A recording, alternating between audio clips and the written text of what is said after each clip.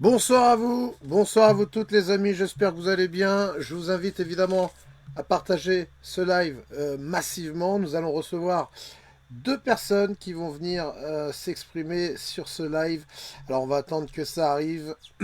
J'espère que vous avez passé une bonne journée. Alors, boum boum boum boum boum boum boum. Allez les amis, on partage, on like ce live. Coucou Colin, bonsoir à vous toutes, bonsoir à vous tous. Il est 19h56, on a 4 petites minutes. Je vais vous les présenter. Le premier les amis, on va attendre que ça arrive encore. On est 36 les amis, continuez à partager. Bonsoir Sève, bonsoir Sylvie Loès, bonsoir à vous toutes et à vous tous les amis. 21h, le live va commencer où je vais recevoir Jean-Marc Sabatier et Sébastien Béraud, alias Seb Agri, un agriculteur et un directeur de recherche au CNRS. On va attendre que vous arrivez massivement. Bonsoir Nathalie, bonsoir à vous. On se met en direct actuellement également sur Kik. Bonsoir Pierre-Alain, ça arrive gentiment les amis, on relaye parce que on va s'informer avec des personnes qui vivent au quotidien, qui sont au cœur du sujet, qui pourront vous dire de leur connaissance, de leur expérience, les questions que vous vous posez. Bonsoir compagnon, bonsoir Mickaël, bonsoir à vous toutes et à vous tous. Le premier, je vous le présente, Jean-Marc Sabatier, les amis, il est directeur de recherche au CNRS, docteur en sciences en biologie cellulaire et microbiologie, reconnu pour ses signalisations cellulaires, comme on peut se le rappeler, comme beaucoup d'autres grands scientifiques. Certaines de ces déclarations ont été contestées par une partie de la communauté scientifique, car elle sortait du consensus établi sur les mécanismes et traitements du Covid. Notre hôte invité, les amis, il n'est pas encore arrivé, il va revenir très rapidement, c'est Sébastien Béraud, avec comme pseudonyme sur les différents réseaux sociaux Seb Agri, éleveur, cultivateur. Il est là, mais il n'a pas connecté son appareil. Éleveur cultivateur de Haute-Loire, figure connue de la révolte des agriculteurs. Il va revenir, Sabila pas. Bonsoir Jean-Marc Sabatier, comment allez-vous? Bonsoir Mike, bonsoir aux auditeurs. Bonsoir. Alors ça va, je vous ai bien présenté, je me suis pas trompé sur... Oui, oui, oui, ça va. Juste, il faut Alors, préciser que je m'exprime en mon nom propre, hein, pas au nom voilà, de mon institution. Voilà. voilà, il s'exprime au nom de son nom propre. Et également Sébastien Béraud, qui est avec nous les amis. Alors excusez-moi, petit point technique. Et voilà, on est tous les trois au même niveau. Donc Sébastien, je me suis pas trompé, Sébastien Béraud, avec comme pseudonyme sur les réseaux Seb Agri, éleveur cultivateur de Haute-Loire, figure connue de la révolte des agriculteurs. Oui, c'est ça. Très bien. Alors, je vais poser une première... Alors déjà, on va rappeler un petit peu les faits rapidement les amis. On le rappelle, en Ariège, l'abattage de 207 bovins touchés par la dermatose nodulaire contagieuse a déclenché une mobilisation agricole qui a dégénéré en affrontement avec les gendarmes. Depuis, on peut voir les mobilisations agricoles, surtout dans le sud-ouest de la France. Une mobilisation a également eu lieu à Bruxelles pour la signature du Mécosur.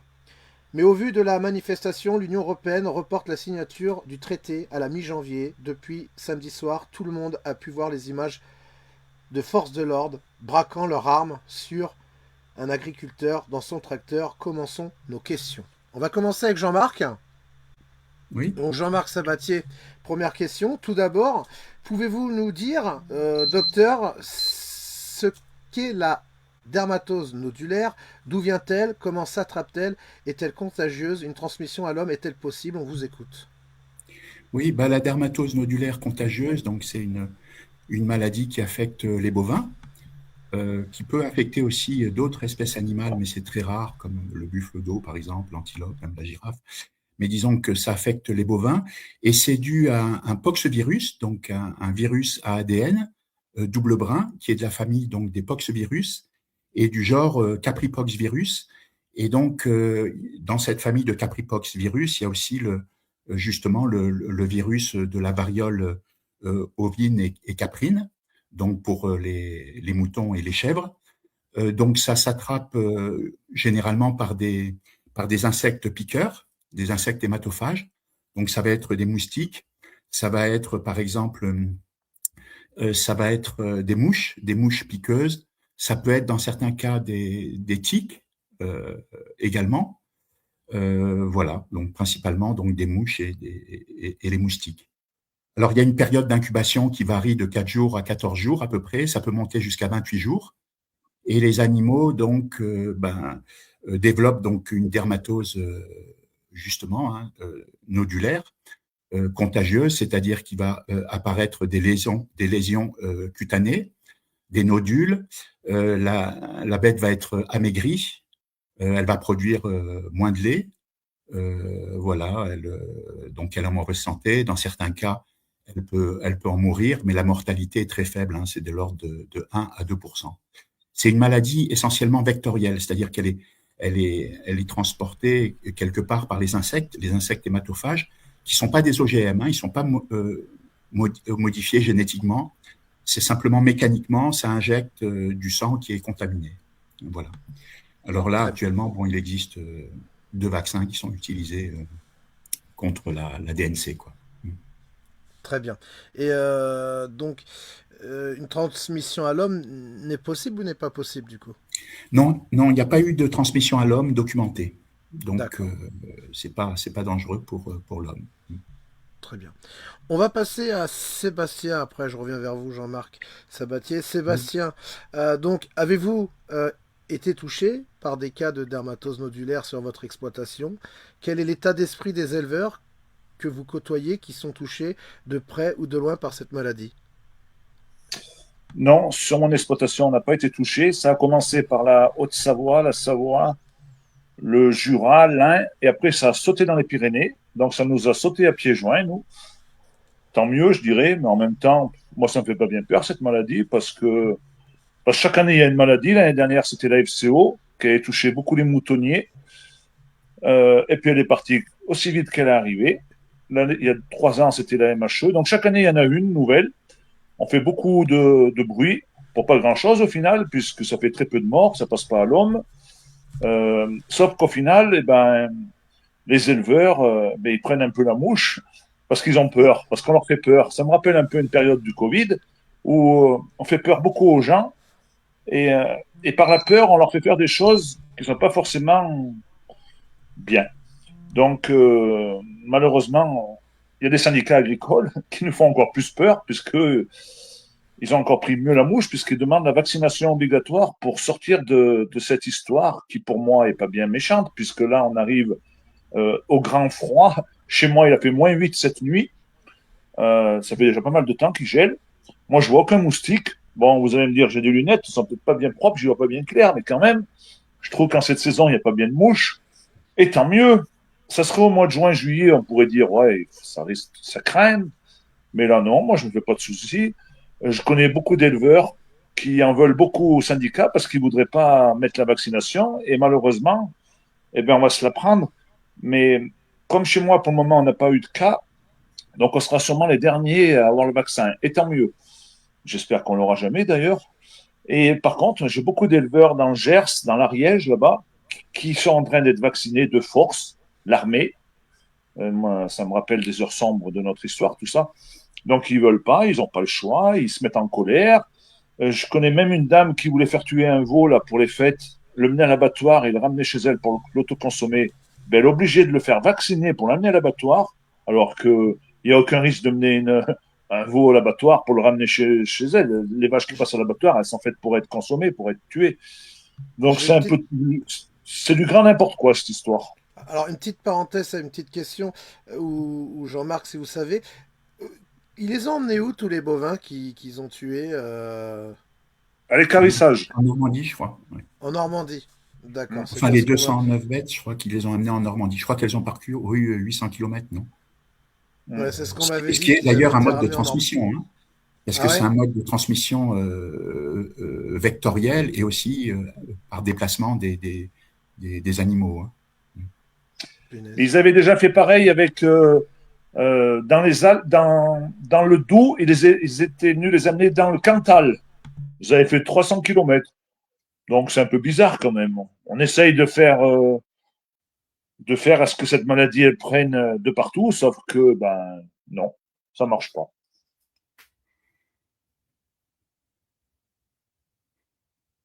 Alors, on va passer à la prochaine question. Ah non, je voulais juste revenir, Sébastien. Ta réaction quand tu as vu les images des deux forces de l'ordre qui ont mis en joue l'agriculteur dans son tracteur? Bah, c'est une image de plus de folie. Moi, ça m'était arrivé en 2018, mais ce n'était pas avec un revolver. C'était avec un flashball. Il montait dans ma cabine pour me faire descendre. Voilà, je pense que tout ça, c'est beaucoup médiatisé. Je pense que ça fait partie d'un jeu de rôle où, comment dire, où on veut faire peur, toujours vivre par la peur. Mais voilà, c'est une stupidité de plus. On est plus à une près. Moi, je trouve ça inadmissible. Maintenant, voilà, si tu veux. Ouais. Alors, Moi, j'en rigole presque parce que c'est de la débilité. Voilà, j'espère que le commissaire il sera démis de ses fonctions. À mon avis, non, puisque le préfet le protège. Mais voilà, nous les c'est paysans, on fait pas brûler des voitures, on casse aucune vitrine, on n'est pas des méchants. Bon, des fois, on y va un peu fort avec le fumier, mais le fumier, ça permet aux villes de le récupérer pour le mettre dans leur potager, pour le mettre dans leurs fleurs. Donc c'est de bonne alors, guerre. oui. Alors, on va revenir, pardonnez-moi, à Jean-Marc. Jean-Marc, on a pu voir l'État un peu en panique devant la colère des agriculteurs pour revenir en avion militaire des doses de vaccins afin de vacciner les cheptels du sud-ouest pour le moment. De quel type de vaccin s'agit-il? Est-ce la solution pour ralentir ou éradiquer cette maladie? Et y a-t-il un risque pour nous, consommateurs, de manger des animaux qui auront reçu le vaccin? D'accord, oui. Alors, actuellement, en France, il y a deux types de vaccins qui ont été utilisés. Il y en a un qui est un vaccin qui provient d'une firme qui s'appelle OBP plutôt, donc ça fait partie de la banque de vaccins de l'Union européenne. Et donc, c'est un vaccin à virus atténué qui est la souche Nestling. Donc, c'est un vaccin qu'on dit de souche homologue. Et puis, il y a un deuxième vaccin qui est fourni par Merck Animal Health, qui s'appelle Bovilis Lumpivax E, qui est également basé sur la souche Nestling. Alors, le problème de ces vaccins, c'est qu'ils sont donc à virus atténué, et on sait qu'il y a des effets indésirables de ces vaccins basés sur la souche Nestling, et ces effets indésirables sont justement des effets qui ressemblent à la DNC. C'est-à-dire qu'en fait, on peut croire que l'animal vacciné a été infecté, alors qu'en fait, c'est juste un effet secondaire du vaccin. Et donc, évidemment, comme on n'utilise pas de test DIVA, qui permet par PCR de différencier la souche vaccinale Nestling par rapport à une souche de DNC sauvage, à ce moment-là, on peut exécuter des animaux qui, en fait, souffrent juste d'effets secondaires du vaccin. Et comme cet effet est important, hein, c'est à peu près 1 à 5% des bêtes, c'est-à-dire que sur 100 bêtes, vous allez en avoir entre 1 et 20 qui pourraient en fait avoir des effets secondaires qui ressemblent à la DNC. Donc c'est problématique parce que comme on sait qu'avec une ou deux ou plus de bêtes qui souffrent de pathologies qui ressemblent à la DNC, il y a un abattage total du cheptel, donc on voit que ça peut être très problématique. Hein. Mais donc du coup, est-ce que pour les consommateurs de manger de Alors, la viande, il y a un risque pour nous, des animaux alors vaccinés? normalement non, pas avec la souche Nestling. Puis j'ai regardé les excipients, les adjuvants en fait de ce vaccin. Bon, a priori, ils sont pas problématiques. Hein. Dedans, vous avez du chlorure de potassium, vous avez du chlorure de sodium, vous avez du phosphate disodique, du phosphate de potassium. Qu'est-ce qu'il y a? Il y a du lactose, il y a des peptones. Enfin bon, il n'y a rien de très méchant. Par contre, il y a quelque chose qui peut être méchant, c'est que là, il s'agit donc d'un vaccin à virus atténué, mais il y a une société américaine dans le Massachusetts qui produit avec les institutions donc australiennes et une canadienne un vaccin à ARN messager justement contre la DNC. La société D'accord. s'appelle Tiba Biotech. Mhm. C'est très avancé, c'est un programme qui a été lancé donc en 2022 Oui. et qui a été bouclé fin 2024, donc il y a déjà un an. Ça veut dire que globalement, il y a un vaccin à ARN messager quelque part qui est prêt contre la DNC. Alors là, par contre, c'est une autre affaire. C'est-à-dire, C'est-à-dire que manger de la viande qui est vaccinée avec un vaccin ARN messager, là, c'est pas pareil. Hein. Bon, vous pouvez nous expliquer? c'est beaucoup plus dangereux, bien sûr. Hein. Notamment, cette société Tiba Biotech, elle produit aussi des ARN messagers auto-amplifiants. Ce sont ceux, par exemple, qu'on peut voir, par exemple, justement pour la grippe aviaire chez le canard. Par exemple, le vaccin ARN messager auto-amplifiant de Ceva, qui s'appelle le Response AIH5, qui est dirigé donc contre la grippe aviaire du canard, donc le H5N8. Justement, c'est un vaccin ARN messager auto-amplifiant. Et celui-là sera forcément délétère. Voilà. Donc, il n'est pas précisé si c'est un ARN messager normal ou si c'est un ARN messager auto-amplifiant. De toute façon, dans les deux cas, ça sera délétère. Voilà. L'auto-amplifiant étant beaucoup plus méchant que l'ARN messager, entre guillemets, traditionnel, quoi. Celui qu'on connaît avec les vaccins anti-Covid, Comirnaty, Spikevax, de Pfizer et de Moderna. Donc ça, c'est pas bon signe, ça. Non, c'est pas bon signe, oui. C'est pas bon signe du tout, oui. Et ça va être mis en application ou c'est pour parler? Alors, pour l'instant, je veux dire, il n'est pas sur le marché, mais bon, ils peuvent avoir des procédures d'acceptation très rapides, hein.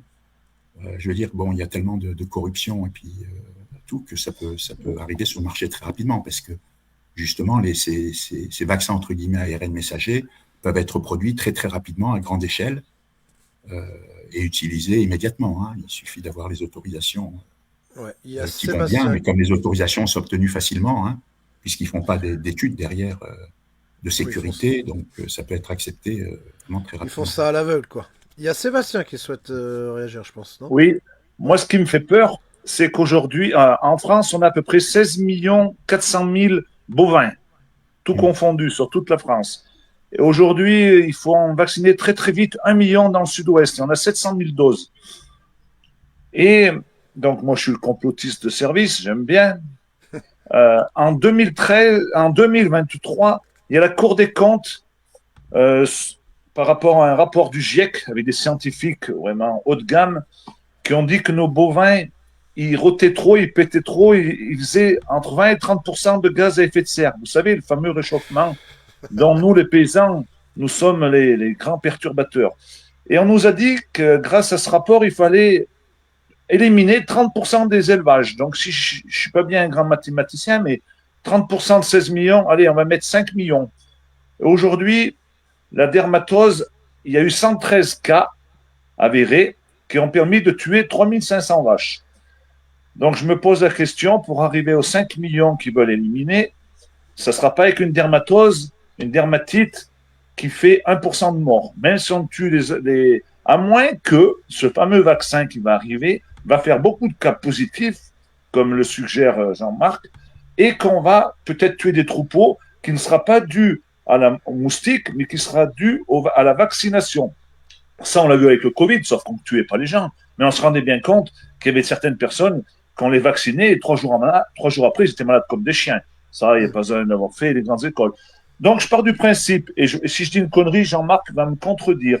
Vu qu'il faut beaucoup de vaccins et que la meilleure façon d'avoir des vaccins plus rapidement possible et qui ne coûtent pas cher, parce que moi, j'ai retenu la leçon de Jean-Marc qui m'avait fait en Belgique au mois de mars. Je me rappelle très bien. Il m'avait dit, pour que ça aille très vite et ça ne coûte pas cher, il n'y a qu'une solution, c'est l'ARN messager, auto-amplifiante. Donc là, il est en train de nous dire qu'au Canada, en Amérique, normal, déjà, ils sont... Normal, c'est encore plus rapide, mais bon. Mais elle sort d'où, cette maladie? L'auto-amplifiant déglingue plus rapidement, très probablement, mais disons qu'il est plus dur à fabriquer qu'un ARN messager conventionnel. Oui, mais on a vu que pour le Covid, ils n'ont pas mis longtemps pour trouver des vaccins une fois qu'ils l'ont décidé.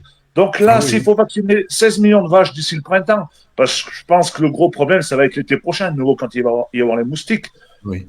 Donc, est-ce qu'ils sont capables, Jean-Marc, de trouver un vaccin ARN messager qui va être là sur la DNC? À mon avis, il est déjà là. Hein. Il est déjà là. À mon avis, il est déjà là.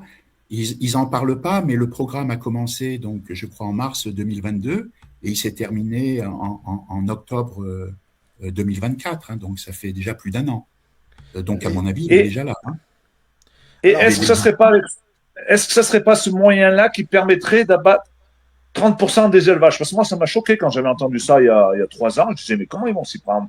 Donc, est-ce que ça ne sera pas un moyen, des fois, d'éliminer par le fait que les vaches eh ben, si elles se reproduisent plus, si elles tombent plus en, ben, c'est comme les femmes, hein, après le Covid, il y en a beaucoup qui étaient déréglées, qui ont eu du mal à faire des enfants. Donc là, j'ai bien remarqué, moi, quand on a fait la FCO en 2015, sur mon exploitation, on l'a pas faite, mes voisins l'ont faite, et ils ont eu beaucoup de problèmes de fertilité, de fécondité, d'avortement, de veaux qui avaient des problèmes au cerveau. Donc là, si on veut éliminer des troupeaux, eh ben, le meilleur des moyens, c'est qu'ils n'arrivent plus à se reproduire. On est d'accord. C'est une façon, c'est une arme qui va peut-être pas faire.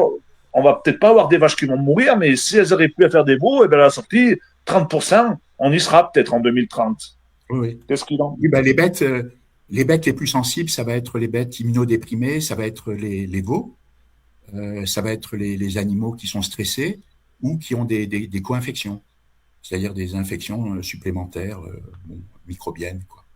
Mais est-ce que ça sera, excusez-moi de vous couper, Jean-Marc, mais est-ce que ça sera spécifié que les bétails ont été vaccinés lors des abattoirs et compagnie pour la consommation? À mon avis, non, hein. Non, parce que ça l'est pas là actuellement, et ils n'ont pas intérêt de le mettre, hein. C'est-à-dire qu'on peut penser manger de la viande bio, en fait, qui va être injectée avec un vaccin ARN messager, et même auto-amplifiant, hein. Il suffit qu'on n'utilise pas d'antibiotiques, et puis hop, c'est considéré comme bio, hein. Mais c'est déjà le Alors, cas pour les canards. Pour les canards, il y en a Oui, qui pensent manger du foie gras de canard bio, sauf qu'à la naissance, un jour, les canards, ils ont pris un coup d'ARN messager dans le cou, là, et au final, ils ont mangé du foie gras ARN messager. Et moi, j'ai bien oui, peur que ça va se passer pareil pour les bovins, parce que moi, je fais bien le fanfaron en disant que je ne veux pas faire vacciner mes vaches, mais ça va durer qu'un temps, parce que si on me dit, OK, tu ne veux pas faire vacciner, eh ben, tes vaches, tu n'as plus le droit de les vendre, donc tu en fais ce que tu veux, et tu n'as plus le droit de vendre ton lait. Nous, on a des emprunts à payer à la fin du mois. Si on n'a pas cette entrée d'argent, on ne va pas tenir bien longtemps. Donc, alors, et ce qui est scandaleux, c'est que les Français n'accepteront pas de manger ce lait, cette viande à ARN messager. Ils l'ont compris. Et ce qui est oui, le mais pire s'ils dans sont tout pas ça, c'est informés, que ça, c'est demandé par la profession contre l'avis des consommateurs. Parce que quand même, les consommateurs, nous les paysans, on a besoin des consommateurs. Et les oui, consommateurs aussi, ils ont besoin des paysans. À ce mais Jean-Marc, compte-là, autant vaut qu'ils aillent acheter de la viande du Mercosur 4 fois moins cher avec des hormones, qui seront sûrs qu'elle ne sera pas bonne, que faire semblant, nous, les éleveurs français, de produire de la bonne viande, la limousine, l'Aubrac, compagnie, à l'ARN messager, qu'au final, ne sera pas meilleur. ouais, mais comme Jean-Marc nous l'a dit, ils vont pas le spécifier si les bétails ils ont été vaccinés ou quoi lors de la vente, donc le français il saura pas. Et dans le doute, ça va être compliqué. Enfin, alors, je voudrais revenir aux questions, puisque j'ai des questions à vous poser, messieurs. Après, on pourra reprendre d'autres sujets. Question pour Sébastien. De votre côté, on peut voir que certains agriculteurs, soulagés de faire vacciner leurs bêtes, pensez-vous que ça calmera la colère présente des agriculteurs ou que le mal est plus profond que ce problème et que la colère ne fait que débuter, Sébastien?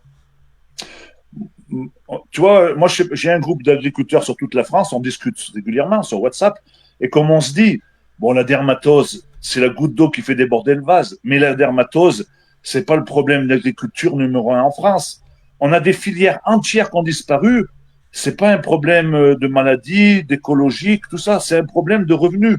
Quand tu as les charges qui flambent et que tes produits, tu les vends moins cher que ce que ça te coûte à produire, et c'est là où ça passe plus. Tu peux prendre l'arboriculture qui a quasiment disparu, le maraîchage, les agneaux aussi, toute la filière des agneaux, 80% viennent de Nouvelle-Zélande. Et il y a plein de trucs, c'est comme ça. Maintenant, il restait que l'élevage en France. Et donc, ils veulent nous le faire entrer du Mercosur ou d'Ukraine parce que nous, on est trop cher à produire, parce qu'on a des normes. Et c'est ça le gros problème. Donc, je vois pas comment cette crise peut s'arrêter. Et je pense pas que ça aura rien à voir avec la dermatose, avec l'abattage des troupeaux. C'est que les Français, les agriculteurs, il y en a 50 qui mettent la clé sous la porte. Il y en a 2 qui se suicident tous les jours. Moi, je suis allé à plein enterrement de ces pauvres agriculteurs. J'ai discuté avec plein de veuves, avec des enfants. À chaque fois, c'est des problèmes de revenus. Ça n'a rien à voir avec des problèmes de maladie, de sécheresse. J'en passe, c'est des meilleurs. Tout ça, c'est un, je sais pas comment dire, c'est pour amuser la galerie, même si c'est sûr qu'il y a des éleveurs qui ont tout perdu, ils sont dans la mouise, plus de 115 élevages en France, mais le gros des problèmes, ceux qui mettent la clé sous la porte, les jeunes qui veulent plus s'installer, qu'il n'y a plus d'avenir, c'est qu'on ne vend pas notre lait assez cher, notre viande assez chère, nos légumes, notre vigne. Regardez la vigne, c'est la catastrophe dans la Oui, vigne. Mais mais les Français n'ont pas forcément les moyens d'acheter une viande encore plus élevée. oui, je suis d'accord. Bon, mais ce qui est bizarre, c'est que les Français, ils ont bien les moyens. Bon, pas tous. Hein. Va dans les stations de ski, c'est plein, ça n'a jamais été aussi plein que cette année. Regarde les voitures quand tu vas faire les courses dans les grandes surfaces. Enfin, moi, j'y vais pas, mais quand je passe, tout le monde a des grosses voitures. Bon, pas tout le monde. Mais après, on peut mettre la TVA. Il faut peut-être mettre une TVA à 0% pour les produits français tracés avec la traçabilité, sans OGM, sans vaccin, sans tout ça. Et par contre, les produits importés, on les taxe de façon à ce qu'ils coûtent plus cher. Parce que là, on en arrive à un point, je comprends ta question, Mike. On va faire du shine. Pourquoi il n'y a plus d'industrie de textile en France? Parce qu'on fait venir du shine de Chine. C'est des gamins de 5 à 10 ans qui font ces vêtements sans aucune norme sociale, économique, environnementale là-bas qu'on n'accepterait jamais chez nous en France.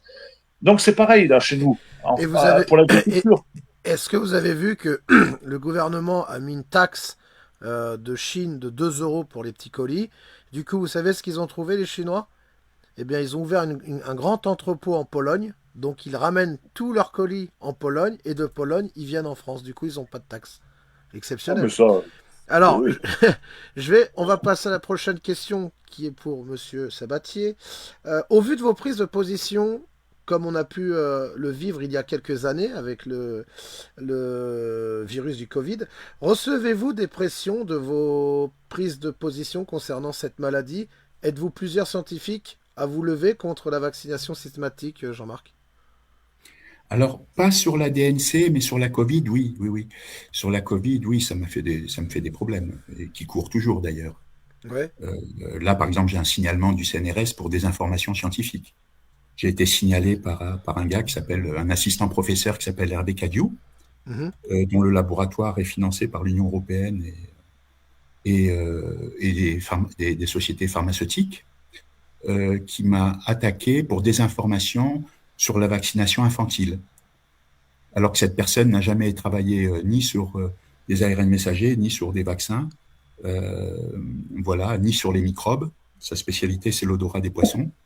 Voilà. Mais du coup, bon, j'ai un signalement qui court parce que j'ai dit qu'il y avait un problème avec la Même mal. vaccination infantile, qu'il y avait trop de vaccins, qu'il y avait des vaccins qui servaient à rien et puis qu'il y avait des effets délétères qui étaient associés à ces vaccins, notamment une très forte augmentation des troubles autistiques. Puisque Même dans les mal. années 70, on était un cas de trouble autistique sur 10 000 et maintenant on est à un cas sur 31. Et même encore Et aujourd'hui, même avec des données très précises, c'est un cas sur 19 et un cas sur 12 et demi concernant les garçons. Enfin bon, c'est même pas en- le sujet de ce soir, mais voilà. ouais, mais même encore à l'heure d'aujourd'hui, malgré qu'on a pu voir depuis cette période du Covid et après, les après, qu'il y a eu quand même beaucoup de surprises, de choses qui ont été découvertes avec Ah le bah temps. oui, ah bah oui, parce qu'on voit bien qu'il y a des effets secondaires. En Ouais. fait, tout ce qu'on dit entre guillemets les complotistes s'est révélé exact, hein, avec un recul de 5 ans. Hein. Mm. Mais bon, il faut suivre la doxa. Hein. Ceux qui suivent pas la doxa, bah, ce sont les désinformateurs. Hein. Quand on dit qu'il y a des problèmes d'effets secondaires avec ces vaccins ARN messagers, que ça peut induire des cancers, que ça peut induire des tas de troubles neurologiques, etc., de la démence, bah, on dit que c'est pas vrai. Et donc, voilà, on traite les complotistes, entre guillemets, de désinformateurs. C'est le J'avais monde vu, inversé. j'avais vu un de vos confrères, Monsieur Perron. Oui, Lui aussi, il était venu ici, il nous avait expliqué certaines choses oui, vis-à-vis qu'il avait expliqué qui se passerait si on vaccinait tout le monde et il s'était pas trompé non plus, quoi. oui, oui. C'est quand même, euh, c'est quand même triste qu'on vous lâche pas, alors que beaucoup ont eu raison, mais apparemment il faut suivre Oui, mais en plus, à cette heure, ouais, en plus, c'est prouvé scientifiquement. Hein. C'est c'est-à-dire, que si on regarde des données scientifiques, il y a tout qui montrait justement que les ARN messagers n'auraient jamais dû être utilisés comme plateforme vaccinale. Hein. Tout le montre. Hein. comme, Je veux dire, la biodistribution, la demi-vie des produits, la nature des molécules produites, la toxicité des nanoparticules lipidiques, voilà, la production d'une multitude de protéines inconnues. Enfin, tout montre que ça marche pas et que c'est très délétère. Donc, si on regarde juste les données scientifiques, eh ben, c'est pas être anti-science que d'être contre ces vaccins, au contraire. c'est être pro-science. Mais bon, ça ne suit pas la doxa, donc ça pose des problèmes. Très bien. Alors, nous allons passer à la prochaine question pour Sébastien. Sébastien, vous êtes un fervent partisan du Frexit. On sait que la signature a été repoussée à mi-janvier. Pouvez-vous expliquer à ceux qui nous écoutent ce que va impliquer la signature du Mercosur pour vous, agriculteurs, et pour nous, tout consommateurs? Mais le Mercosur, ça fait 25 ans qu'ils veulent le signer. Et Macron va y arriver avec Van der Leyen. C'est repoussé, mais je pense que c'est déjà fait. En fait, c'est 100 000 tonnes de viande bovine qui vont arriver en France. Sachant que nous, en France, déjà, on a suffisamment de viande pour alimenter les Français. Sauf qu'on a les meilleures races au monde. Eh bien, pour pas la citer, la Limousine, le Braque, la Blonde Aquitaine, la Charolaise. Bon, je vais en oublier, tant pis. Et là-bas, moi, j'y suis allé au Brésil il y a 2 ans. Je me suis rendu compte que là-bas, elles étaient élevées dans des conditions que je connaissais pas en France. Il y en a, tu dirais pas des vaches, d'abord, tu dirais des zébus. Elles ont aucune forme, aucune cuisse. Elles mangent des. Tu te demandes de quoi elles vivent parce qu'elles sont en plein soleil, là, mais elles ont des hormones de croissance. Donc, elles n'ont pas besoin de manger grand-chose. Donc, elles mangent des hormones. Et toute cette viande là-bas, ils en ont trop, eux, là-bas. Et ils ont parce que le Brésil, c'est aussi grand que l'Europe, sachant qu'ils ont à peu près un tiers de forêt amazonienne. Il suffit qu'ils déforestent un peu pour arriver à alimenter 2 milliards d'habitants sur Terre. Donc, ils se sont dit, là-bas, Lula et compagnie, que leur peuple, ils avaient besoin d'acheter des voitures et qu'ils aimeraient peut-être bien acheter des voitures allemandes et qu'ils vendraient leur viande en Europe. Sauf que moi, j'ai discuté avec pas mal de Brésiliens et ils m'ont dit, ouais, mais nous, si on peut acheter des voitures 2 ou 3 fois moins chères, sud-coréennes ou chinoises, je vois pas pourquoi on irait acheter des Mercedes ou des Audi ou des BM. Donc, je pense que tout est conclu, mais il y a d'autres pays émergents dans le monde. Il y a l'Inde, plus d'1,4 milliard, la Chine, il y a beaucoup de pays où ils ont beaucoup de population et qu'il va bien falloir qu'ils se nourrissent. Donc, des accords de libre-échange, ok, ça peut marcher comme pas marcher. Des accords, ils sont faits pour être cassés derrière. Donc, je me dis, déjà, on a cassé la filière, toutes les filières que je t'ai dit tout à l'heure. Là, on est bien parti pour qu'ils rendent beaucoup de viande, pas cher. Donc, le consommateur français, il regarde son porte-monnaie, comme tu as dit tout à l'heure, il n'a pas beaucoup de sous. Et il a des préoccupations bien plus importantes que de se nourrir. C'est bien dommage, sachant que nos grands-parents, ils mettaient à peu près 50% de leur budget dans l'alimentation. Aujourd'hui, voilà, s'ils peuvent manger une pilule le matin et ça les nourrit toute la journée, ça sera la solution. Mais moi, je pars du principe que ces accords, un jour ou l'autre, on ne sait pas, il peut y avoir vraiment un virus, il peut y avoir une guerre, une troisième guerre mondiale, quelque chose qui fasse que ces importations, elles n'arrivent plus en France. Et quand on aura cassé toutes nos filières, vous allez manger quoi, les Français? Parce qu'on en est là aujourd'hui. Il faut savoir que depuis l'après-guerre, c'est la première année, déjà qu'on a aussi peu de naissances en France, on a plus de morts que de naissances. Et deuxième chose, c'est on importe plus de produits agricoles qu'on en exporte. La balance commerciale est négative. Donc, tout ce que je dis depuis des années, nous, les paysans, les éleveurs, régulièrement, on nous propose de gagner de l'argent en faisant quoi? En mettant des panneaux photovoltaïques dans nos champs, en mettant des éoliennes, en faisant la méthanisation, tout ça. Il y en a beaucoup qui partent là-dessus parce qu'ils voient venir gros comme une maison, que la viande, ça va se casser la gueule parce qu'il va y avoir ces importations sud-américaines. Mais moi, je me dis, il faut qu'on résiste. Parce qu'on va manger quoi le jour où il va y avoir. Et je te promets, ça peut arriver très très vite. On voit la géopolitique comment ça tourne. On n'est pas à l'abri un jour qu'il n'y ait plus d'importation. Donc moi, ce que j'ai pas envie, c'est qu'il y ait des gens qui viennent dans ma cour me voler mes veaux, mes vaches, mes cochons pour les manger et que je sois obligé de leur tirer dessus. J'en ai pas envie de leur tirer dessus. Et j'ai pas envie de faire des biocarburants et tout ça. Donc c'est pour ça que je me suis mis sur les réseaux depuis 2 ans. J'explique en long, en large et en travail qu'il faut faire des circuits courts, qu'il faut que le consommateur se réveille, qu'il faut manger local, qu'il faut tout faire pour garder toutes nos productions, parce que c'est une catastrophe. La France, c'était la première agriculture européenne et la deuxième mondiale. Donc pourquoi, tu m'as dit tout à l'heure, je suis pour le Frexit? Pour la simple et bonne raison, c'est que depuis qu'on est rentré dans cette putain d'Europe, eh bien on s'est fait doubler par tout le monde. Nous, on paye, là on est en train de payer pour l'Ukraine, mais on a payé pour l'Italie, on a payé pour l'Espagne, on a payé pour le Portugal. Tous ces pays, on leur a bien développé leur agriculture, tant mieux, sauf qu'aujourd'hui, ils nous inondent. Il faut savoir que nous, nos petits veaux, ils partent se faire engraisser en Italie et en Espagne, Comme si nous, en France, on n'est pas capable de les engraisser, alors que nos céréaliers ne savent pas quoi faire des céréales, du maïs. Donc, ça part là-bas, se faire engraisser pas cher, avec des choses qu'on n'a pas le droit en France, et ça revient sur les étals françaises. Donc, ça fait longtemps que je dis qu'il faut recréer des filières, il faut que nos veaux et nos broutards restent en France, comme ça, il n'y aura plus de problème avec la DNC, parce que plus on importe et plus on exporte, plus on fait rentrer des moustiques, des mauvaises graines, et plus on est obligé. Pourquoi on a un problème là en ce moment avec la DNC? Parce qu'on veut exporter sur l'Italie et l'Espagne. Et comme on veut exporter là-bas, eh bien, on se doit d'être indemne de dermatose. Donc, on ne peut pas se permettre d'avoir des cas par-ci, par-là, non maîtrisés, qu'on essaie de guérir les vaches avec leur immunité naturelle. Non, il faut tuer, il faut avoir le label exportation. Tant pis si les Français, ils n'ont rien plus à manger. Moi, c'est ça qui me rend fou. Les Français peuvent plus se nourrir avec la viande française, notre viande part à l'étranger, et nous, on veut leur faire bouffer de la merde qui va venir du Sud-Amérique. Et on nous dit qu'après, c'est les vaches qui polluent. Imagine, pour faire venir un paquebot de viande qui vient de Rio, de Janeiro ou d'Argentine, il va mettre 3 ou 4 mois avec du fioul lourd. Non, mais c'est moi qui suis fou ou c'est Van der Leyen et Macron qui nous la font à l'envers? Ah bah c'est clair que la réponse est vite répondue. On va passer à la prochaine question pour Monsieur Sabatier. Au-delà de la dermatose nodulaire, on voit le grand retour également de la grippe aviaire, malgré une vaccination obligatoire depuis 2023 pour les canards, les oies. Tout comme les vaches, une volaille de contaminée, c'est la totalité que l'on tue. Donc la question est que le vaccin est obligatoire depuis 2023. Quelle est l'efficacité avec le recul de 2 ans sur la vaccination obligatoire? Pourquoi encore autant de cas? Pourquoi autant d'abattages? Oui. Alors, pour les éditeurs, pour le canard, pour la grippe aviaire, donc du canard, hein, le H5N8,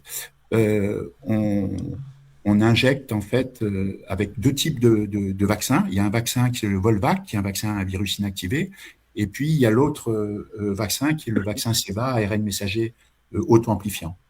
Et actuellement, c'est à peu près 35 millions de canards qui ont été injectés avec le Ceva. Alors, l'ATU, l'autorisation temporaire d'utilisation, a été délivrée en 2023, mais pendant l'année 2023, c'est que le virus inactivé Volvac qui a été utilisé. C'est que à partir de 2024 qu'ils ont utilisé justement le vaccin entre guillemets Ceva. Alors, l'ATU a été prolongée jusqu'en 2027, et on voit avec le recul que c'est très délétère déjà pour les animaux. Ça, on le voit même dans la notice. Hein. Puisque dans la notice, il est noté qu'en cas de piqûre accidentelle, il faut vite consulter à l'hôpital à cause d'une nécrose ischémique et de la possibilité d'amputation du doigt. Donc, on voit que le vaccin lui-même est très délétère, hein, parce qu'en fait, c'est un ARN messager auto-amplifiant, et dedans, il y a des nanoparticules d'oxyde de fer, il y a du squalène et puis des lipides cationiques. Alors, on voit que l'efficacité a été minable parce que, en fait, tous les élevages justement où il y a eu des cas de grippe aviaire, c'était que des bêtes qui avaient reçu 1, 2, 3 fois le vaccin entre guillemets. Hein. Donc on voit qu'il n'y a eu aucune efficacité, sur la transmission. Donc en gros, c'est une vaccination entre guillemets qui sert à rien, hein, puisque les bêtes en fait sont quand même contaminées par le virus de la grippe aviaire. Hein. Virus influenza. Ouais. Donc, il faudrait arrêter en fait cette vaccination hein, qui est complètement obsolète et puis qui est dangereuse pour les animaux. Comment faire? Et dangereuse pour les animaux et puis pour les humains aussi qui vont consommer la viande vaccinée. Donc, il y a un risque. Oui, il y a un risque parce que c'est un vaccin, entre guillemets, ARN messager auto-amplifiant. Ça veut dire que dans la structure de l'ARN messager, on rajoute une information génétique qui va coder pour le complexe réplicase d'un virus, qui est un alphavirus, qui est le virus de l'encéphalite équine vénézuélienne. Il rajoute des informations génétiques qui sont dérivées d'une souche qui s'appelle TC83, qui est atténuée. Et ce qui se passe, c'est que lorsqu'on fait cuire de la viande de canard qui a été vacciné, on peut ne pas dégrader complètement cet ARN messager. Parce que la dégradation thermique, elle peut ne pas marcher à tous les coups, d'autant plus quand on mange du canard rosé. Et puis, il y a un autre problème, c'est que cet ARN messager, il est entouré justement de ces nanoparticules d'oxyde ferrique, de squalène, etc. Et le squalène, par exemple, est thermorésistant. Ça veut dire que ça va former une gangue protectrice sur les ARN messagers. Donc, ça veut dire globalement que même si on chauffe la viande pour la faire cuire, on a potentiellement des molécules d'ARN messagers auto-amplifiants qui restent fonctionnelles. Et au contact des muqueuses, donc buccales et puis de l'œsophage, il peut y avoir un transfert justement de ces ARN messagers dans la circulation sanguine. Et donc, on peut se retrouver avec une activité réplicase, justement, qui est due à l'ARN messager. Alors, avoir une activité réplicase, ça veut dire quoi? Ça veut dire qu'on se retrouve avec un complexe enzymatique qui est capable de fabriquer une molécule d'ARN complémentaire à partir d'une matrice d'ARN. Donc, ça veut dire en gros qu'on a quelque chose qui permet de fabriquer de l'ARN à partir de l'ARN. Et donc, c'est un grand point d'interrogation parce qu'on ne sait pas ce que ça va faire dans l'organisme. Parce qu'on a une quantité évidemment faramineuse d'ARN messagers, puisqu'ils sont là en fait pour que le corps humain fonctionne. Mais disons que ceux-là sont problématiques. Parce qu'il peut copier virtuellement n'importe quoi. Donc, ce qu'on sait en tout cas, c'est que ça sera forcément délétère. Ça ne peut pas avoir d'effet bénéfique, hein, ça c'est pas possible. D'accord. Très bien. Et là, on ne maîtrise rien, hein, parce qu'il n'y a pas d'études de sécurité, il n'y a rien qui a été fait dessus. Et tout ce qu'on voit est déjà catastrophique. Hein. Bon, je vais vous donner un exemple. Il y a un éleveur, par exemple, qui a vacciné avec un vaccin ARN messager auto-amplifiant de 525 porcs. Au bout de 3 semaines, il a fait le bilan. Il avait 25 porcs qui étaient morts. Il en avait 137 au total qui étaient soit morts, soit mourants. Voilà. Donc, ça prouve qu'il y a bien un effet délétère, en fait, de ces ARN messagers auto-amplifiants. Ce qui est logique, hein, c'est pas étonnant. On voit ce que donnent les vaccins anti-Covid, qui sont des vaccins, entre guillemets, moins pires que les auto-amplifiants. Donc, on imagine ce que peuvent donner les auto-amplifiants, qui, eux, en fait, permettent à l'organisme de produire en permanence de l'ARN messager auto-amplifiant.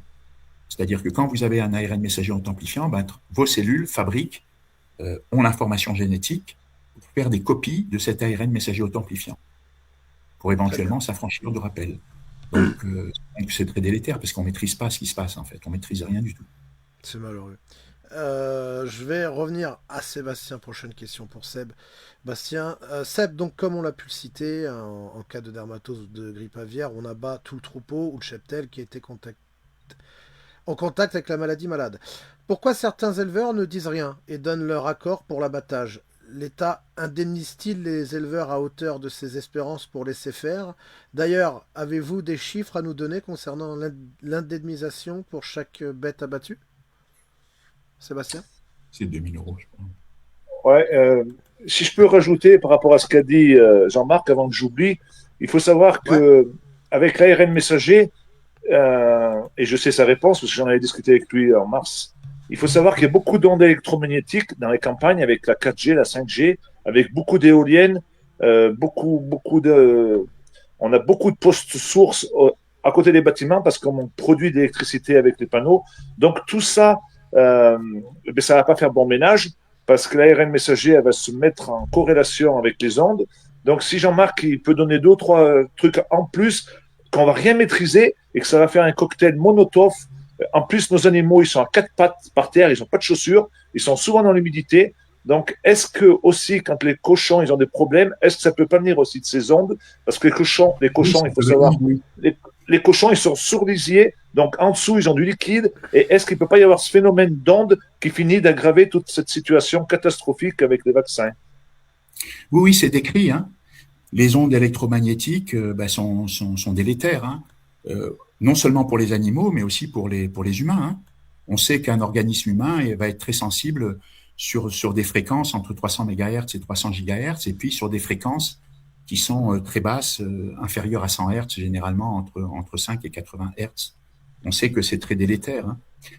Et ça se comprend facilement parce que une cellule, c'est constitué d'électrolytes, de molécules chargées. Il y a de l'eau, des molécules chargées positivement, négativement.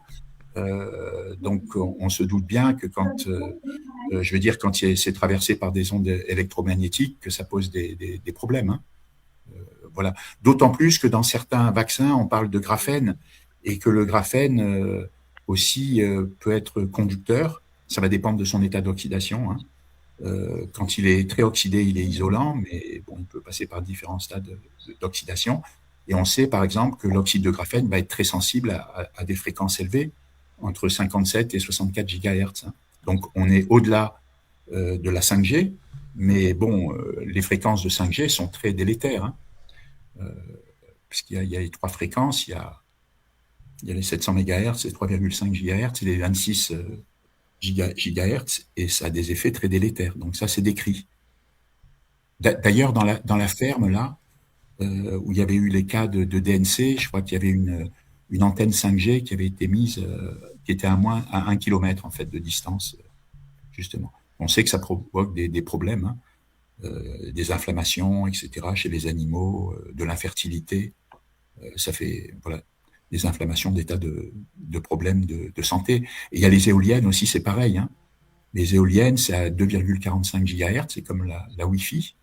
Et ça pose des problèmes parce que, notamment, il y a dedans du néodyme avec du bore et du fer, là, pour les aimants. Il y a du praséodyme pour préserver les aimants du réchauffement et tout ça. Et on sait que ça, c'est toxique aussi. Hein. Ce sont des lanthanides qui sont toxiques. D'accord. Néodyme, praséodyme et tout ça. Ouais. Donc, il y a un petit peu tout qui est délétère, surtout qu'elles se multiplient à fond, hein, les antennes 5G, parce qu'elles portent pas loin.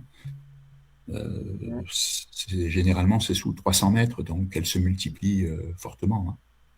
Hein. Putain, on n'est pas Donc, dans... il faut Alors, bien que nos copains éleveurs ils comprennent que réclamer la vaccination, c'est pas la solution, sachant qu'on a de grandes chances de prendre la vaccination ARN messager d'ici 1 an ou 2 ans, avec des vaccins qui risquent d'être renouvelés chaque année. Et avec le cocktail des ondes électromagnétiques, il faut qu'ils soient conscients qu'il va se passer des choses dramatiques dans les élevages. Et quand on tue les élevages, on tue les paysans, on tue la France, on tue la ruralité, on tue tout. Donc, moi, je pense qu'il y a un plan machiavélique là derrière. Je connais bien l'agenda 2030. Je sais ce qu'ils veulent faire. Je peux pas tout dire sur les antennes parce qu'on va me prendre pour un Uberlus. Ceux qui commencent juste à comprendre un peu le problème et à nous regarder, on peut pas tout dire, mais rien n'est fait au hasard. Et, euh, et c'est très, très grave ce qui se passe. Donc, je demande vraiment aux éleveurs, moi, qu'ils arrêtent de réclamer la vaccination. C'est du pain béni pour Genvar, pour Macron, que de nous la mettre. Pour eux, moi, c'est bien mieux qu'on leur la demande qu'ils nous la mettent, qu'ils nous l'imposent, comme pour le Covid. Donc là, ça va passer, c'est en train de passer café crème, nickel. mm, Moi, je vois les vétos, ils sont tous contents d'aller vacciner, je sais pas combien ils touchent, on va mais il n'y encore... aura aucune solution derrière. C'est une Et, catastrophe. ouais, et on va encore apprendre Oui, parce que bientôt là, ils ont. que... Excusez-moi. Et on va encore apprendre bientôt que telle ou telle personne avait des parts dans tel produit pharmaceutique ou autre. Quoi. Ben, il y a 750 000 doses de vaccins, là, le Bovilis Lumpivax E, mais c'est donc un vaccin à virus atténué, et ils sont beaucoup plus longs et plus difficiles à produire que les ARN messagers. Ça veut dire qu'avec les 16,4 millions de bovins à injecter, ben, il va en manquer, hein, il va en manquer forcément. Et donc le reste, ben, la solution, ça sera d'utiliser un vaccin ARN messager contre la DNC qui, lui, sera produit en grosse quantité et très facilement. Mm. D'autant plus qu'il est au point, là. Ils n'en parlent pas, mais il est au point. Hein. La société Tiba Biotech, je veux dire, elle produit y compris des auto-amplifiants, elle produit même des ARN interférents. Et eux ont une particularité, c'est qu'ils développent des nanoparticules biodégradables, justement pour transporter les ARN messagers, qu'ils soient traditionnels ou auto-amplifiants. Donc, ça montre aussi quelque part, en utilisant des nanoparticules biodégradables, que les nanoparticules qu'ils utilisent actuellement, lipidiques, sont délétères, puisque c'est justement pour éviter les problèmes associés à l'utilisation de nanoparticules lipidiques ou d'oxyde de fer, par exemple. Très bien. Alors, Jean-Marc, une autre question. En conclusion, comment voyez-vous l'avenir de l'agriculture, que ce soit pour les éleveurs, céréaliers, etc. Devrons-nous plier à manger des cultures transformées, manger forcément de la viande vaccinée? Ben, moi, je le sens mal. Hein. On voit bien quand même où ils veulent en venir. Hein. Comme en parlait Sébastien, bon, il y a une directive qui a été publiée donc en mai, donc il y a 2 ans et demi, hein, justement pour réduire le cheptel français, Hmm. pour réduire les émissions de gaz, voilà, l'empreinte carbone, ce qui est de la foutaise. Hein. Mais Ouais. comme disait, je crois que c'était Bill Gates qui disait que les vaches étaient responsables de 6% au total de l'empreinte carbone, il me semble. C'était Mais ce chiffre, mais c'est du grand que- n'importe quoi, hein. comme il nous Donc on disait, va vraiment vers une industrialisation de l'agriculture et je pense ils veulent, ils veulent anéantir tous les petits élevages, hein. Donc comme il nous disait, le trou dans la couche d'ozone, et puis qu'après il s'est rebouché. Enfin, oui, oui. ils nous prennent vraiment pour Ah des ben, ils nous gogos, pas prennent de pour terme. des gogos, oui, ça c'est sûr, hein. Oui. Oui. Une petite question encore, Seb, Bastien. Une date tourne en ce moment sur les réseaux pour une grande mobilisation début janvier. On sait que les divers syndicats agricoles ne sont pas d'accord. Pensez-vous que la mobilisation va prendre? Selon vous, y a-t-il une stratégie à adopter? Une unification entre syndicats et regroupement avec le BTP, artisans, etc. est-elle possible? Et pour vous, et pour finir, si vous deviez donner des raisons pour lesquelles il faut se mobiliser et rejoindre les différentes actions, ça serait lesquelles? Bon, déjà, tu connais mon point de vue avec les syndicats. Tu étais avec moi l'année dernière à Orvaux, le 5 Ouais, janvier. Le on a vu. 6, parce que le 6, c'est mon anniversaire, donc je ne l'ai pas oublié ce jour-là. Et donc, normalement, il n'y a pas d'appel pour le 5 et le 6, sauf qu'il y en a qui ont repris l'appel l'année dernière, ils ont juste changé la date. 2026 à la place de 2025. Pour le moment, il n'y a rien dans les tuyaux. Moi, je pars du principe que ça viendra quand ça aura arrivé, mais il faut surtout pas que ça vienne des syndicats. Parce qu'il y a 2 ans, on est reparti à la niche, enfin pas moi, les collègues, à cause de Rousseau et de la FNSEA. L'année dernière, le béret, là, le grand béret costaud, il nous a fait repartir de Paris le lendemain matin, comme tu l'as pu le voir, Ouais. parce il nous avait tendu un guet-apens à Orvaux. Ils avaient quand même été voir le ministre de l'Intérieur 2 jours avant en disant qu'on allait à tel endroit. Donc, au final, il y avait plus de centaures que de tracteurs, pas tout à fait, mais on ne pouvait pas bouger. On était pris dans une souricière. Et ce qui était Donc, il faut y aller. incroyable, excuse-moi de te Vas-y. couper, ce qui était incroyable, c'est que le maire d'Orvaux n'était aucunement au courant de tout ce qui s'était passé des forces de l'ordre envoyées. Personne ne l'avait prévenu, hein. Il était sur le cul quand il arrivait. C'est des gens de son village qui l'ont appelé dans la nuit, lui disant oui, on comprend pas, il y a plein d'hélicoptères qui volent au-dessus, il y a des centurions, il y a des machins. Et le lendemain matin, il est venu, j'ai parlé avec lui. Il était stupéfait parce que ni la préfecture, aucune personne n'a prévenu le maire de ce qui se passait dans son patelin. Ah ouais. Alors que le ministre était au courant depuis le jeudi soir. Enfin, basta. Après, Moi, je oui, pense que effectivement, on a vu à Orvaux aussi. Moi, en tant que média, j'ai vu une chose, voilà, qui m'a horripilé. J'ai vu le mec négocier avec les gendarmes, dire voilà, est-ce qu'on peut faire passer deux trois tracteurs juste pour les images. Et puis après, j'avais appris que prochainement, c'était les élections de je ne sais plus quoi. Enfin, c'est. Je pense que la véritable union, les amis, c'est que les gens doivent ranger leurs étiquettes, quelles qu'elles soient, et penser oui, plus donc humain dans la- une la- société où on est dans un même bateau qui est en train de couler. Peu importe, que ce soit un chercheur, que ce soit un agriculteur, que ce soit un mec sur Internet, ou vous toutes et vous tous, avec de différentes vies différentes, on vit tous dans le même bateau, et ce bateau il est en train de couler. Et si vous voulez pas qu'il coule, bah, il serait peut-être temps de mettre ses drapeaux et ses étiquettes de côté et de se soulever tous humainement parlant pour pouvoir trouver une solution à se mobiliser, mais il faut arrêter de suivre les étiquettes ou drapeaux différents, quoi. ben, il faut prendre l'exemple de nos anciens. Quand ils sont partis à la guerre, ils sont partis avec une bonne paire de couilles et, et ils n'avaient pas de drapeaux syndicaux ni de drapeaux politiques. Et ils y sont allés. Et nous, le point commun entre les paysans et tout le reste, c'est qu'on mange au minimum une fois par jour. Deux, c'est mieux. Trois, c'est bien mieux. Maintenant, si les Français n'ont pas compris qu'il il est en train de se passer quelque chose de fou, Macron, il a quand même rebaptisé le ministère de l'Agriculture il y a 2, 3 ans, ministère de la souveraineté alimentaire, alors qu'on n'a jamais été autant attaqué. On a signé 80 accords commerciaux agricoles avec le monde entier.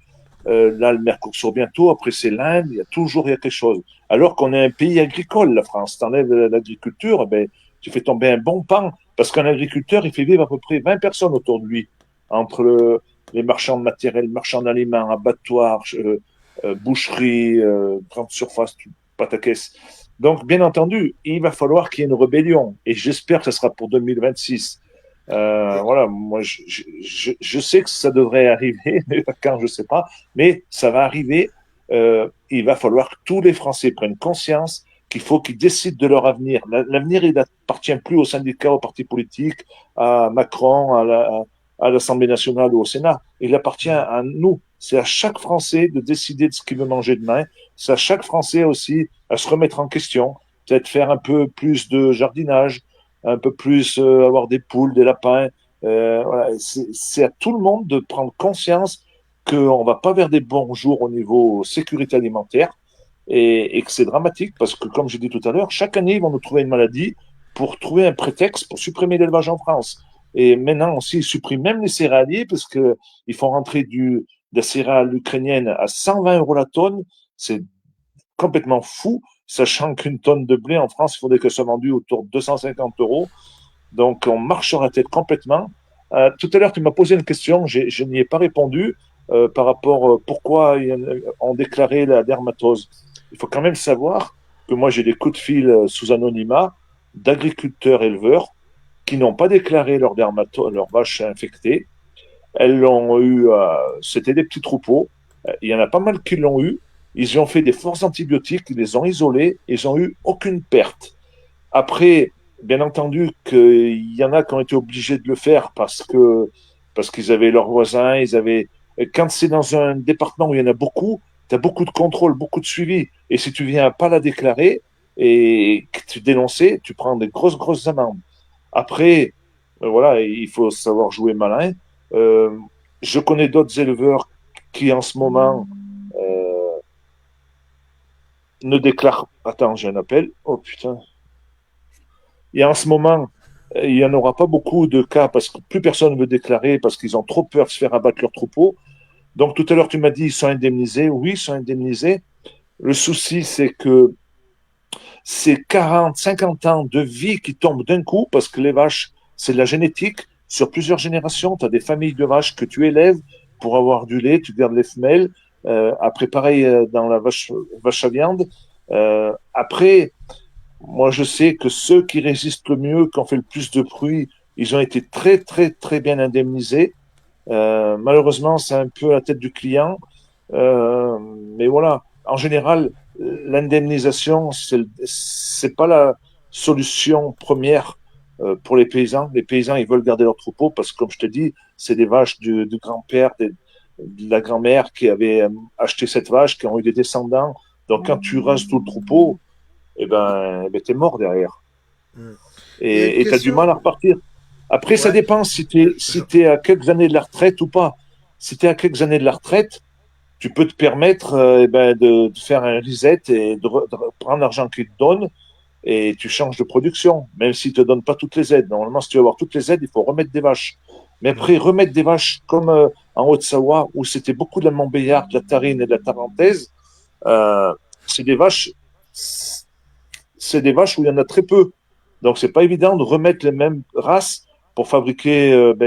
Ils ont des fruitières là-haut. Donc, c'était des petits élevages. Et c'est ça qui est quand même un peu bizarre, c'est que la dermatose, elle est tombée sur des zones de montagne où normalement il y a moins d'insectes et sur des fruitières où c'est des types de troupeaux assez petits où ils font de la qualité dans les terroirs, dans les territoires. Et par Alors, exemple, le grand Ouest où c'est la FNSEA, où c'est des grands élevages, il n'y a pas eu de dermatose. Donc voilà, je me pose des questions. Pourquoi? alors, il y a une question qui revient, monsieur Sabatier. Les poules, le poulet, tout ça, sont piqués aussi? Alors, normalement non, parce que l'ATU a été reconduite, elle a été étendue justement aux poules. Mais il y a besoin d'une deuxième autorisation qui, à ma connaissance, n'a pas été encore donnée. Mais donc, ça veut dire actuellement que les oies, les dindes et les poules ne sont pas injectées en France, normalement. Voilà. Par D'accord. contre, l'ATU existe, hein, c'est-à-dire que l'autorisation temporaire d'utilisation, elle a été étendue justement aux poules, aux volailles. Ça existe déjà, par contre, ça a déjà été entériné dans d'autres pays, en Amérique, hein, Canada, États-Unis.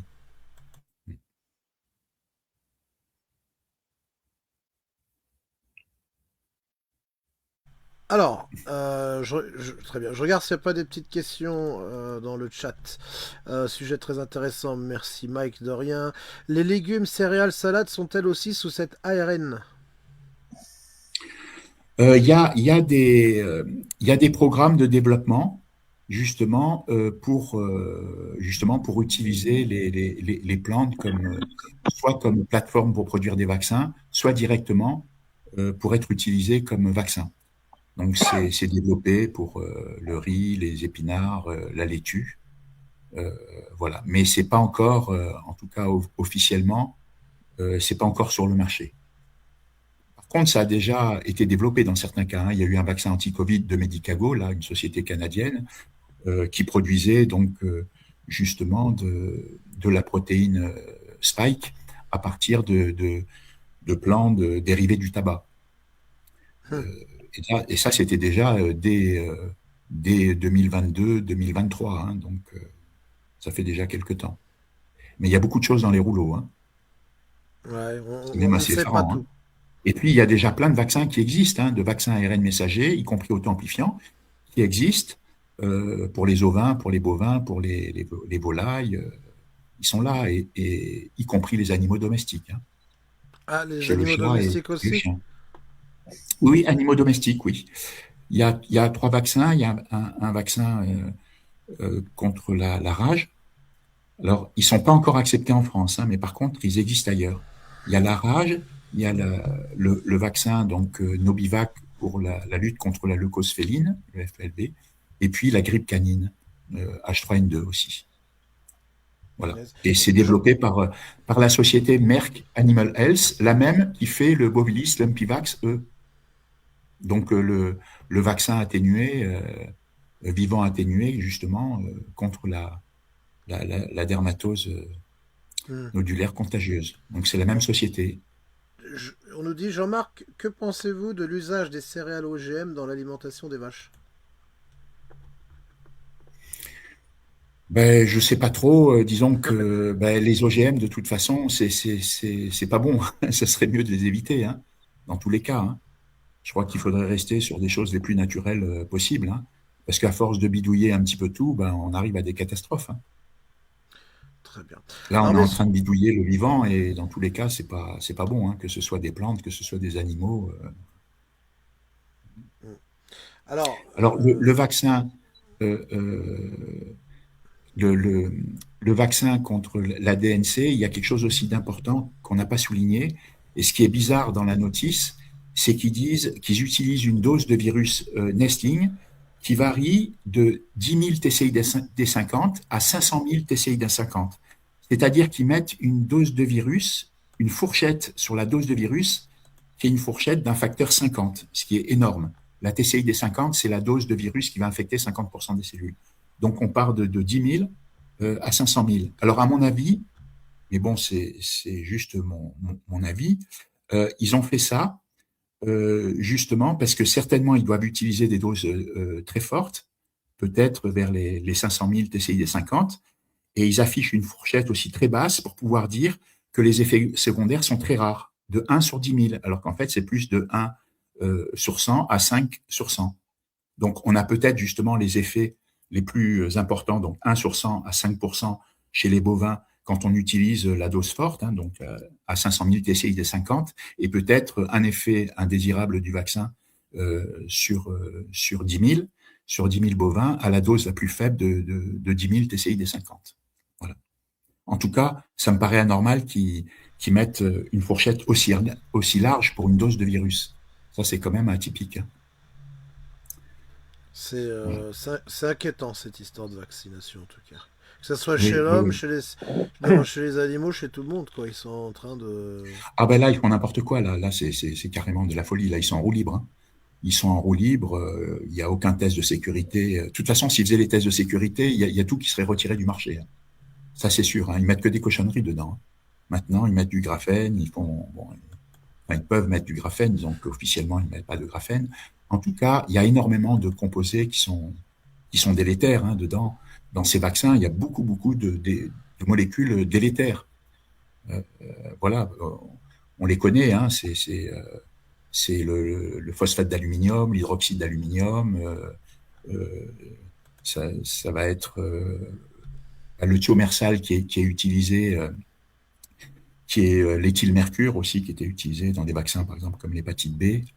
Il y a le Twin 80, le polysorbate 80, Il y a des tampons comme le Tris épaisse. Le Tris, il est utilisé par exemple dans le vaccin Moderna anti-Covid, etc. Tout ça, on sait que c'est délétère. Hein. C'est décrit. Et même, on met des éléments de cellules véro et on sait que les cellules véro, elles sont problématiques aussi. Les cellules véro, c'est des cellules extraites de reins de singes verts. On sait que c'est délétère aussi. Donc, il y a énormément d'adjuvants et d'excipients qui sont problématiques dans les vaccins.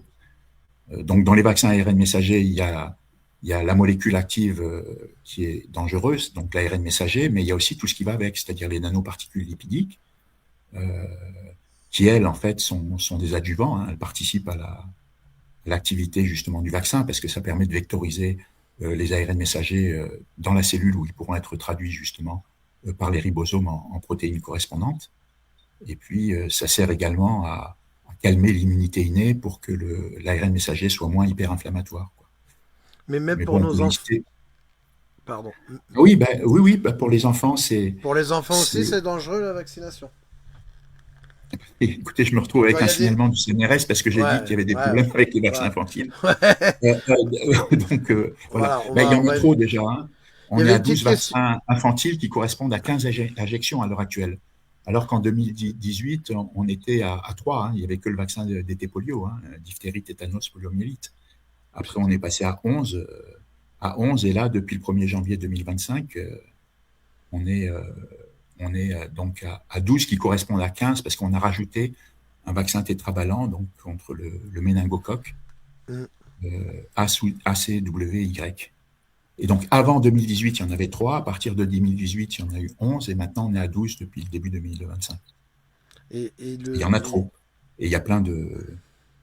ça suit l'évolution en fait des pathologies infantiles. Hein. Et le pire dans tout ça, c'est que finalement, ils imposent tout à tout le monde parce que même se faire des jardins pour soi, dans certains endroits, c'est interdit jusqu'à être amendé. Si un mec veut pas se faire vacciner ses bovins, il peut avoir des problèmes derrière. Enfin, c'est vraiment que c'est clairement maintenant, imposé. C'est de la dictature sanitaire, hein, de toute façon. Ah, maintenant, ils sont entraînés avec au le niveau Covid, sanitaire, maintenant ils sont ça devient un régime totalitaire, hein, maintenant. Hein, c'est fou, hein, tout est imposé, en fait, on peut rien faire. Du coup, vous mangez quoi, Jean-Marc? Les éleveurs qui ne veulent pas vacciner, de toute façon... Jean-Marc, on nous dit, du coup, vous mangez oui. quoi? Vous mangez quoi, du coup? Moi, je mange... moi, je suis pas un modèle pour les repas. Je mange beaucoup de cochonneries. McDo. Je mange du riz, des pâtes, enfin bon, des trucs pas top. Hein. Bon, petite dernière question. Je mange pas spécialement bio, hein, mais pourquoi je mange plus de canard. J'ai mangé cet été du canard, mais c'était en Chine, mais parce qu'ils les injectent pas aux ARN messagers. Donc en France, vous... non, j'en mange plus. Un conseil, c'est de plus manger de canard. Oui, j'en mange plus, parce que c'est la roulette russe. Hein. Il peut être injecté avec le vaccin à virus inactivé, le Volvac, mais il peut être injecté aussi par le Ceva. En gros, on a une chance sur 2, quoi, à ma connaissance. Je ne mangerai plus. Ce qui est sûr, c'est que l'ARN messager haute amplifiant, c'est pas une bonne chose. Hein, ça, c'est clair. Hein. Ça peut mettre du temps à apparaître. C'est ça un peu le piège, parce qu'on injecte des petites doses. Hein. Par exemple, pour le Ceva, on injecte 5 microgrammes chez le canard. Donc, ça peut mettre un certain temps à se développer, mais en tout cas, ça va avoir des effets délétères sur le canard, c'est certain. Hein.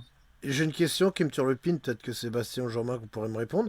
Pourquoi ils ont emmené toutes les vaches à plus de 800 bornes en Normandie? Il n'y avait pas plus près, il n'y avait pas... Normalement, elle devait partir à Agen. Elle devait partir à Agen, on m'avait dit ça, l'équarrissage d'Agen. Après, est-ce qu'il y a eu un problème, je ne sais pas, est-ce qu'il y avait trop de vaches qui ne pouvaient pas tout assimiler à Agen, l'équarrissage, je ne sais pas. Et jusqu'en Normandie, quand même, ça fait un peu loin, ils auraient peut-être pu en trouver ailleurs. Bon, est-ce qu'après, c'est pour dissimuler la maladie, quand même, je ne pense pas. Mais il faut s'attendre à tout. On a affaire à des fous, donc il faut s'attendre à tout. Moi, j'ai une petite question à poser à Jean-Marc. Allez-y, posez votre question à Jean-Marc. J'ai beaucoup d'éleveurs là qui m'appellent là, par rapport au vaccin qui vaccinent la dermatose. Ce qui est surprenant, c'est qu'ils font la même dose à un veau naissant qui fait 30-40 kilos qu'à une vache de 600 kilos ou qu'à un taureau d'une tonne. Est-ce normal? Ça, c'est le problème. C'est pour ça, d'ailleurs, que les effets secondaires, on les voit beaucoup sur les veaux sur les vaches stressées, immunodéprimées ou qui ont des comorbidités. C'est pour ça que ça fait un gros choc chez le veau, hein, parce que les veaux, c'est entre 40 et 50 kilos, une vache, c'est entre 600 et 750 kilos, et on injecte la même dose, donc c'est n'importe quoi. Mais il faut se rappeler que pour le Covid, c'était aussi n'importe quoi, parce que initialement, les enfants, il y a des enfants qui ont pris la même dose que les doses adultes. Euh, et la dose adulte du Moderna, c'était 100 microgrammes d'ARN messager, c'était 30 microgrammes pour le Comirnaty de Pfizer-BioNTech. Et tout au début, en tout cas, il n'y avait pas de dose infantile. C'est après qu'ils ont introduit des doses infantiles, avec le 10e de la dose et le tiers de la dose. C'est-à-dire que, par exemple, pour le Comirnaty, pour les enfants de 6 à 12 ans, ils avaient diminué la dose, c'était passé à un tiers, donc c'était 10 microgrammes. Et de 6 mois à 5 ans révolus, c'était passé à 3 microgrammes, donc le 10e de la dose. Mais là, c'est pareil, hein, c'est sûr qu'un veau, il va morfler beaucoup plus qu'une vache, hein, parce qu'il va prendre en quantité beaucoup plus que. Ils vont prendre la même quantité, mais je veux dire, la concentration en principe actif sera très supérieure. Hein. Alors, je sais pas si vous avez vu, Jean-Marc, on nous a dit et les œufs.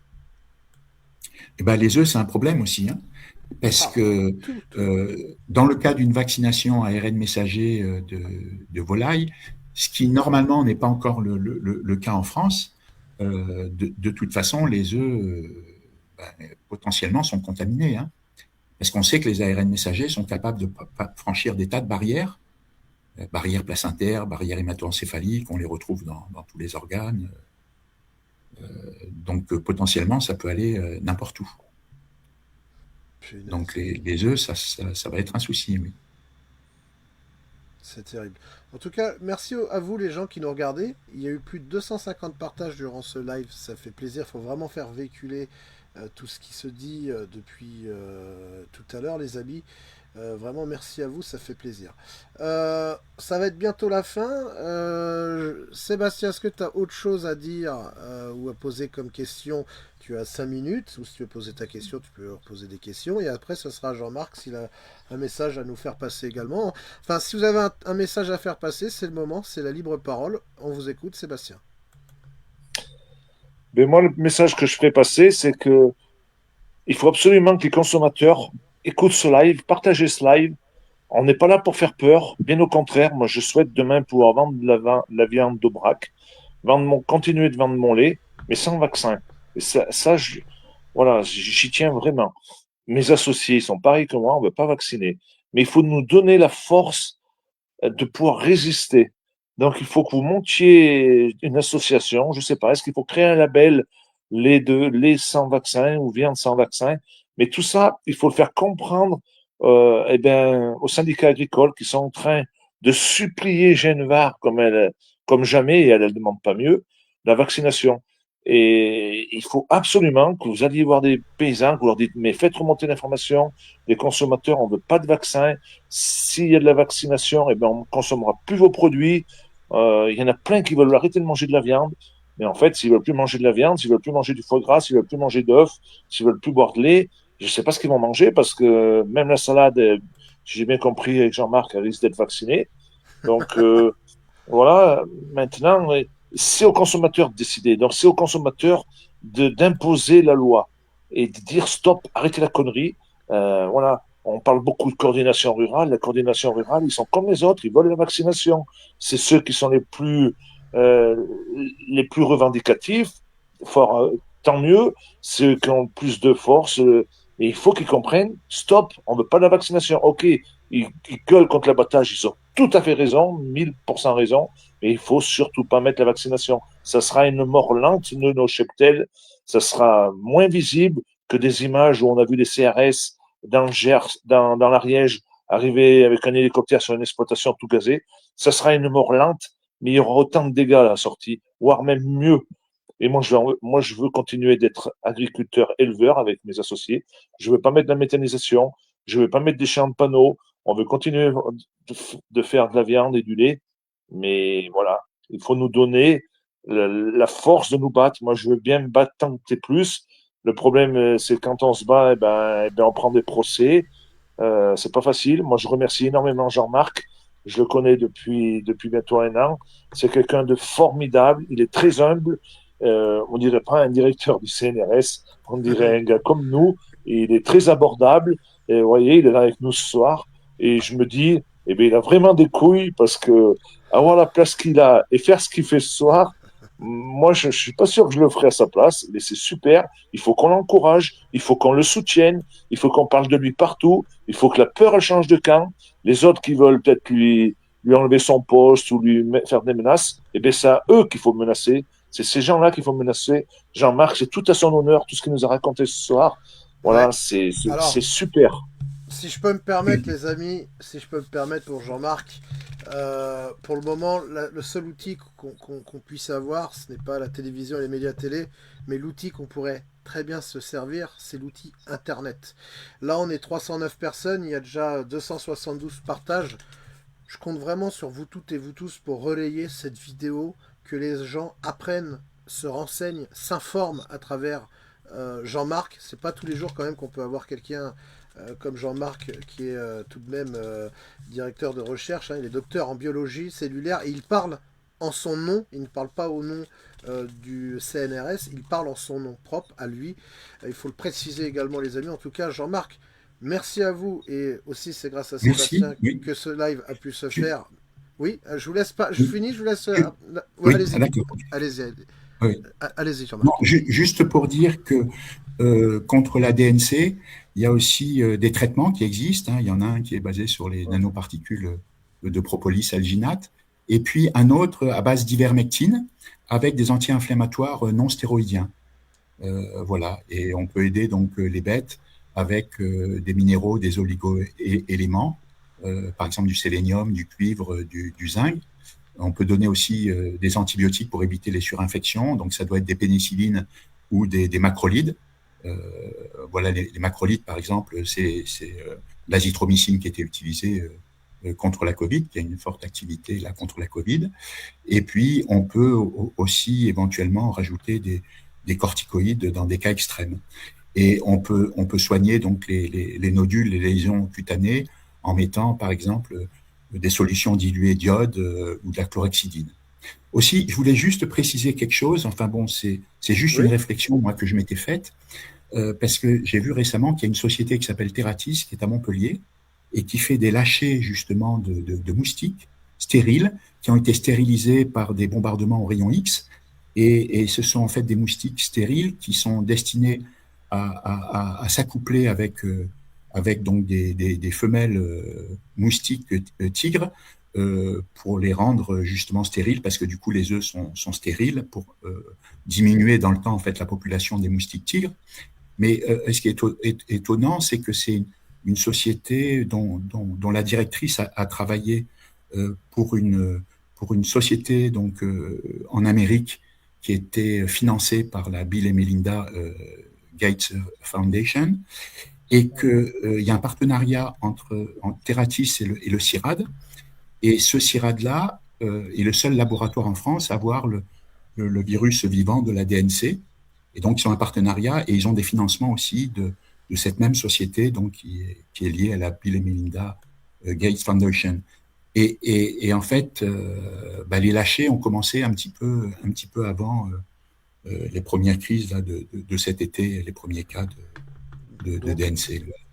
donc il pourrait avoir un lien. France. Là, c'est juste Donc comme il ça en pourrait avoir un passant. lien, quoi. Ça peut donner matière à réflexion, en tout cas. Bon. En tout cas, on est passé à la barre des 300 partages, les amis. Vous savez, on dit souvent 1000 merci aux personnes qui sont là pour nous informer parce qu'il nous donne quand même de son temps, de sa connaissance. Et vraiment, je vous remercie, Jean-Marc, d'être venu. Et je remercie Sébastien parce que c'est aussi grâce à lui.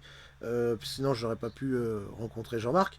C'est un grand plaisir. Donc, si vraiment, les amis, vous êtes reconnaissants de cette intervention, de ce live, moi, je vous demande une chose: partagez, relayez cette information autour de vos proches, de vos entourages, sur tous les réseaux possibles. On est en direct également sur Kik. Vous qui êtes sur Kik, faites le nécessaire également, les amis. Relayez cette vidéo. Et en tout cas, je prendrai quelques extraits et je les mettrai également sur TikTok. Mais mille merci à Seb d'être venu. Et mille merci à Jean-Marc. Et Jean-Marc aussi, vous avez vos petites 5 minutes, totale liberté d'expression. Si vous avez quelque chose à dire, à ajouter, c'est à Oui, vous. non, rien de Non, rien spécial. de spécial, très bien. Bah, Ouais. écoutez, les amis, ce que je vais faire, c'est que. Alors, je vous demande pas de quitter Sébastien et Jean-Marc, je vais finir le live, mais nous, on va rester là juste 5 minutes, histoire de vous dire au revoir et de vous remercier. En tout cas, je vous descends tous les deux, Jean-Marc et Sébastien. Je vous laisse dire au revoir aux personnes Oui, qui vous regardent. Et puis ensuite, je vous descends dans le sas. Je dis au revoir à mon tour, et puis je vous retrouve tout de suite derrière. Je vous laisse dire au revoir, Jean-Marc. oui. Ben, je vous remercie donc d'avoir suivi donc ce live. Et puis je remercie Mike pour l'invitation et puis il y a aussi Sébastien hein, qui a pensé à moi justement pour ce live. Voilà. Très bien. Et bonne soirée. Eh bien, écoutez, je vous remercie. Je vous descends dans le sas, ne quittez pas. Jean-Marc, je vous reprends tout de suite derrière. Oui. Merci à vous. Sébastien, il est où, Merci à Seb? On n'est toi. plus là. Il est là, ça y est. Seb. Bah, merci à toi, en tout cas. Voilà, donc Seb, les amis, je l'ai côtoyé dans les manifs. C'est quelqu'un que j'apprécie parce qu'il est grande gueule. Et puis, il en a un à foutre des étiquettes. Il est là pour défendre ses terres, pour défendre l'agriculture. Et en tout cas, bah, merci à toi, Seb. Et puis, je te laisse dire au revoir également aux internautes. Ben, merci à tous ceux qui nous ont regardés. Partagez au maximum si ça vous a intéressé autour de vous et surtout aux agriculteurs, aux éleveurs. Il faut qu'ils regardent absolument cette vidéo. Et il faut qu'ils écoutent Jean-Marc, même s'ils ne veulent pas m'écouter moi, ils me zappent à chaque fois. Mais il faut absolument qu'ils écoutent Jean-Marc parce que voilà, c'est énorme tout ce qu'il a pu raconter ce soir et il ne faudra pas qu'ils disent qu'ils n'étaient pas au courant. Là, ils sont au courant aujourd'hui. C'est Merci à sûr. tous. Merci, je te redescends. Les amis, voilà, c'est la fin de ce live, mais je vais faire un petit after après pour que vous puissiez venir prendre la parole entre nous un peu plus tard, d'ici, allez, je veux dire pour 21h30, 21h45. En tout cas, merci encore aux deux intervenants, Jean-Marc Sabatier et Sébastien Béraud, alias Seb Agri. Mille merci à vous toutes et à vous tous qui étaient sur ce live. Et puis merci pour vos partages. Je regarde un petit bilan, on est à combien de partages? 342 partages. Relayez ce live. Hein, comme il dit, on ne vous dira pas qu'on ne vous a pas prévenu. Hein. Et puis pour moi, j'essaierai de rééditer ce genre de live avec d'autres personnes, les amis. Merci à vous, à très bientôt, bonne soirée. Oh yeah!